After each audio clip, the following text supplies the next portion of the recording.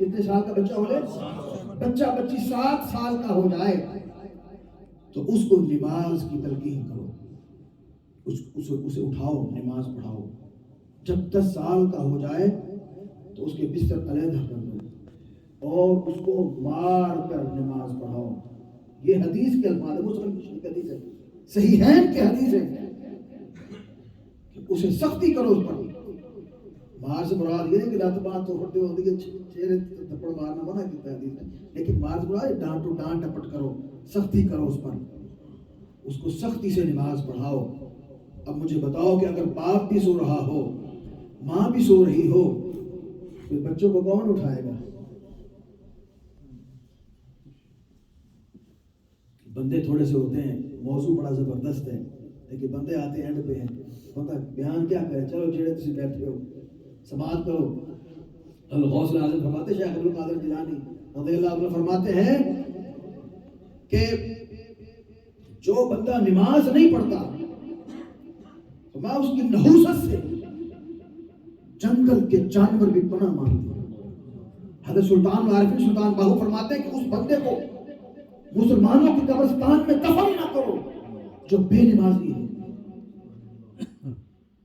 اور پھر شیخ سعدی فرماتے ہیں کہ بے نمازی کو کبھی قرض مت دو، بے نمازی کو کبھی قرضہ نہ دو۔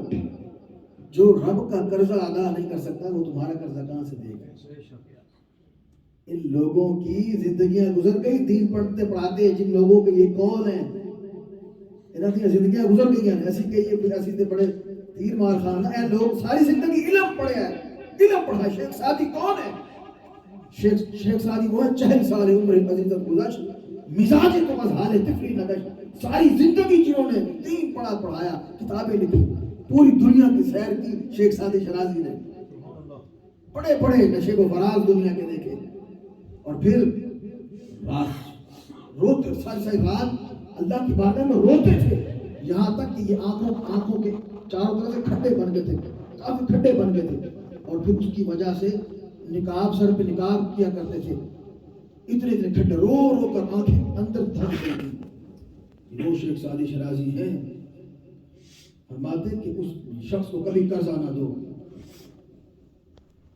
جو شخص رب کا قرض نہیں اتار سکتا وہ تمہارا قرضہ کیا واپس کرے گا؟ اس شخص سے کبھی کاروبار مت کرو، اس شخص سے کبھی لین دین مت کرو جو ماں باپ کا نافرمان ہے، جو شخص اپنے ماں باپ کے ساتھ وفا نہیں کر سکا تو تمہارے ساتھ وفا نہیں کر سکے گا۔ یہ باتیں جو ہیں یہ عام باتیں نہیں ہیں۔ حضرت گرامی میں عرض کر رہا تھا، فرمایا کہ اضاعوا الصلاۃ واتبعوا الشہوات فسوف یلقون غیا۔ اللہ فرماتا ہے کہ جس نے اپنی نمازوں کو ضائع، اضاعوا الصلاۃ واتبعوا الشہوات، جس نے اپنی نمازوں کو، بڑے غور سے میری باتیں سنو، میں آپ کے لیے کوشش کر رہا ہوں کہ سمجھا کے بات کروں، کہ جس نے نماز کو ضائع کیا، واتبعوا الشہوات، اپنی شہوت کے لیے، خواہشات کے لیے، فسوف یلقون غیا، تو اس کو جہنم کا ایندھن بنایا جائے گا اس شخص۔ اب خواہشات کیا ہے؟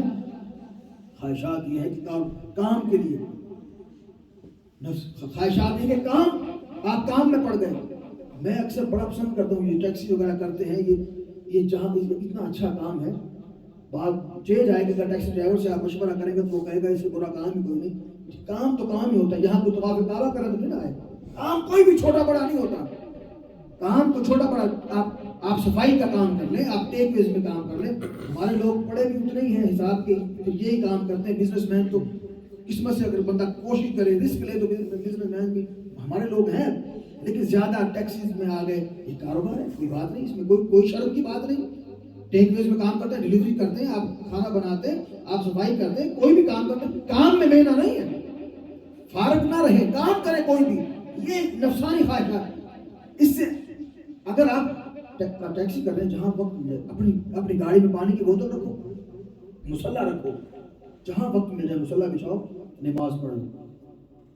آپ 12 گھنٹے اگر آپ نے کام کیا ہے تو آپ دیکھنا کہ وضو کریں، نماز پڑھیں، آپ دوبارہ 12 گھنٹے کام کر سکتے ہیں۔ نماز انسان کو تازگی دیتی ہے، روح کو جلا بخشتی ہے. نماز سے انسان کو تقویت ملتی ہے, چہرے پہ رونق آتی ہے. اور یہ جب دل کی سیاہی اترتی ہے, جب بندہ نماز نہ پڑھے تو اس کا دل سیاہ ہو جاتا ہے, کالا ہو جاتا ہے. کیونکہ جس طرح فرمایا کہ ان الوجوہ مرآۃ النفوس تضاء بضیاءہا وتظلم بظلامہا. جب چہرے دل جو ہے یہ چہروں کے آئینہ دار ہوتے ہیں. اگر دل صاف ہوگا تو چہرہ بھی صاف ستھرا ہوگا, اگر دل سیاہ ہو جائے گا تو چہرہ بھی سیاہ ہوتا چلا جائے گا. نمازی کا چہرہ جب دیکھیں گے تو اس کے چہرے پہ رونق ہوگی, اس کے چہرے پہ صفائی ہوگی, اس کا چہرہ رونق والا ہوگا. آپ بے نمازی کو دیکھ لیں, اس کا چہرہ اترا ہوا ہوگا, اس کے چہرے پہ سیاہی ہوگی. کیونکہ تیرے در سے جو یار پھرتے ہیں در بدر یوں ہار پھرتے ہیں. میں نے بہت سے لوگوں کو دیکھا ہے, کہتے ہیں سکون نہیں ہے, اطمینان نہیں ہے, پتہ نہیں پیسہ بھی ہے. لوگ فون کرتے ہیں کہ مفتی صاحب پیسہ بھی ہے, اولاد بھی ہے, ہر چیز ہے, لیکن سکون نہیں ہے. رب فرماتا ہے الا بذکر اللہ تطمئن القلوب. اور دنیا داری کے اندر سکون ڈھونڈنے والے آ میری بارگاہ میں آ. اگر تو سکون چاہتا ہے, دلوں کا اطمینان چاہتا ہے, تو آ. میں نے تو اطمینان سکون صرف اپنے ذکر میں رکھا ہے, اپنے فکر میں رکھا ہے. میں نے سکون دنیا میں نہیں رکھا. جو شخص دنیا کے اندر سکون تلاش کرتا ہے, سمجھو کہ وہ اپنی بربادی کے راستے پہ چل پڑا ہے. روزی تو رب نے دینی ہے. بہانے کیا ہوتے ہیں جی, مجھے قطرے آتے ہیں, میرے کپڑے خراب ہو جاتے ہیں, اس لیے میں نماز نہیں پڑھی. قطرے آتے ہیں تو بیماری ہوئی, کوئی بات نہیں. اگر کبھی کبھی قطرے آتے ہیں تو وہاں سے وہ جگہ دھو لیں, وضو کر کے نماز پڑھ لیں. اگر قطرے آتے ہی رہتے ہیں تو کوئی بات نہیں, ہر نماز کے لیے آپ وضو کر لیں, نماز پڑھ لیں, اس میں کوئی بات نہیں, کوئی حرج کی بات نہیں. وجہ یہ ہے کہ ہم مسئلہ نہ پڑھتے ہیں نہ سنتے ہیں, نہ ہم پڑھتے ہیں نہ سنتے ہیں. بس لگے پھرنے ٹچے مولوی کو مسئلہ پوچھ لیتے ہو. جناب عام بیچارہ نماز میں اس پر عادت تھی تو بس نہ مسئلے جانتا, نہ گل نہ بات. وہ جی حافظ صاحب مولوی, حافظ بیچارے کو کیا پتا, مسائل مسئلے بتانے تو عالم کا کام ہے. ہمارے استاد فرمایا کرتے تھے الحافظ والجاہل, حافظ جاہل ہوتا ہے. ہم کہتے ہیں استاد جی حافظ جس کے سینے میں قرآن ہے اس کا تو بڑا.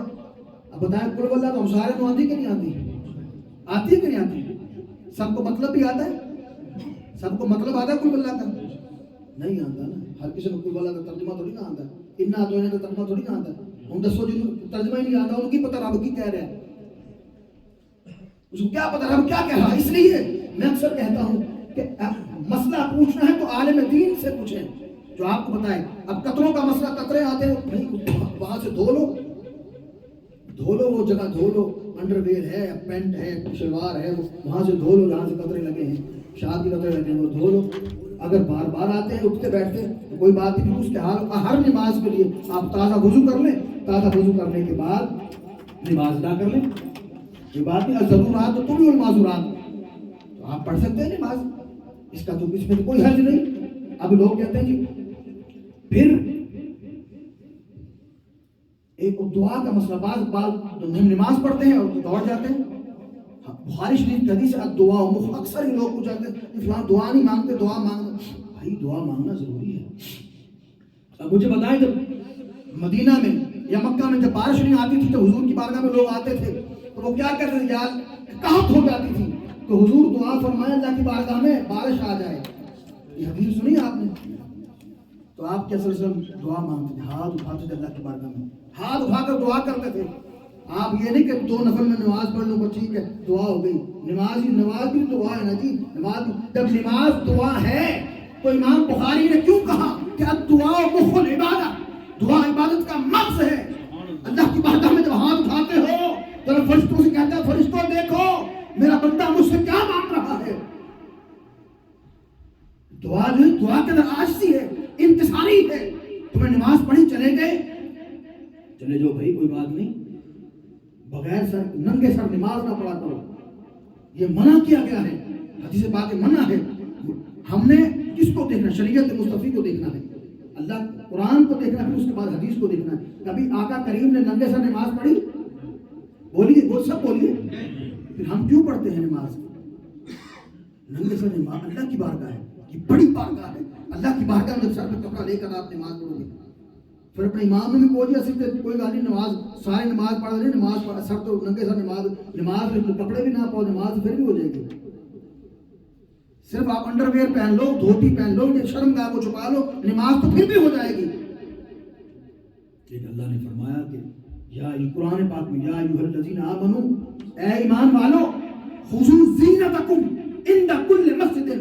یہ قرآن پاک کی آیت ہے کہ اے ایمان والو جب بھی تم مسجد میں آؤ اپنی زینت لو، اپنے آپ کو ڈھانپو، صاف ستھرے کپڑے پہنو اور سر پہ کپڑا لے کر، یعنی کہ بوتے واہ کے بال واہ کے اللہ دی بارگاہ چ آ کے کھڑے ہو گئے جی حضرت صاحب آ گئے نے، اللہ دی بارگاہ چ بڑا بڑا احسان کر رہے ہیں، احسان عظیم کر رہے ہیں کہ مسجد میں آ گیا ہوں بس. نہیں بھائی، اس میں شرم یہ مسئلہ ہے، یہ میں نے بتانا ہے، میں مسئلہ بتانا ہی بتانا. کل کو قیامت کے دن رب نے پوچھ لیا کہ تجھے منبر دیا تھا، بیان کرنے کی طاقت تھی، تو نے پڑھا تھا، تو نے لوگوں کو بتایا کیوں نہیں؟ کہ یا اللہ ایسا مسئلہ کئی مولوی مسئلے میں اکثر کہتے ہیں یار یہ مسئلے بتاتے کیوں نہیں؟ کہا یار اگر میں داس دیتے مجھے چھٹی ہو جائے گی، میری کمیٹی لے کر نہیں چھوڑ سکتا، بندے ناراض ہو جاتے. جو بندوں کو راضی کرتا ہے وہ ذہن میں رکھیں، جب مسئلہ آئے آپ کو یہ مسئلے کا پتہ ہے بتاؤ اس کو، یہ نہ دیکھو کہ وہ ناراض ہو جائے گا. اگر آپ بندے کی ناراضگی دیکھیں گے تو خدا کو ناراض کر لیں گے، اگر تم خدا کی ناراضگی دیکھو گے تو بندے بھی خوش ہو جائیں گے، خدا بھی راضی ہو جائے گا.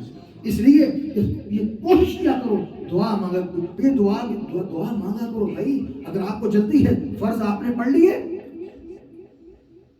درود پاک پڑھ کے ربنا آتنا فی الدنیا حسنہ وفی الآخرۃ حسنہ وقنا عذاب النار ایسے کر کے چلے جاؤ. حضور نبی کریم صلی اللہ علیہ وسلم جب بھی دعا کرتے تھے یہ دعا اس میں پوری کائنات آ جاتی ہے. ربنا آتنا فی الدنیا، اے اللہ مجھے بہترین دنیا عطا کر. اب اس کے اندر صحت بھی آ گئی، کاروبار بھی، رزق، مال و جان، عزت آبرو سب کچھ آ گیا. وفی الآخرۃ حسنہ، اور آخرت کی تمام تر بھلائیاں مجھے عطا کر. اب آخرت کی ساری دعا، اب مولوی صاحب دعا کرتے نا یا اللہ علم میں جنت دے دے، پیور میں جنت دے دے، مانو میں جنت چلا جا، تے پراون میں لے جا. پتہ نا وہ آپ کو راضی کرنا وہ کرنی پڑتی. وہ جی میں نے 10 پاؤنڈ جو مسجد کو دیے ہیں، ہمارے لیے دعا نہیں ہوئی.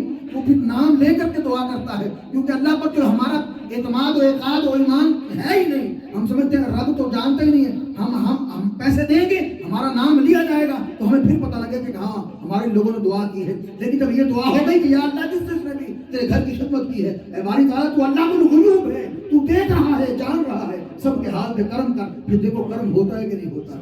اس لیے میں یہ کہتا ہوں کہ جب بھی تم کوئی بھی مسئلہ سن، دیکھو پڑھنے کی کوشش کرو، قرآن حکیم کا ترجمہ پڑھو، قرآن پاک کا ترجمہ پڑھو، حدیث پاک کو پڑھو، پھر آپ کو علم حاصل ہوگا. یہ آپ کے لوگ کہتے ہیں جی دعا نہیں مانگنی چاہیے جی، وہ سر پہ کپڑا لینے کی ضرورت نہیں ہے جی، کوئی بات نہیں. پھر یہ محراب کیوں بنایا ہے؟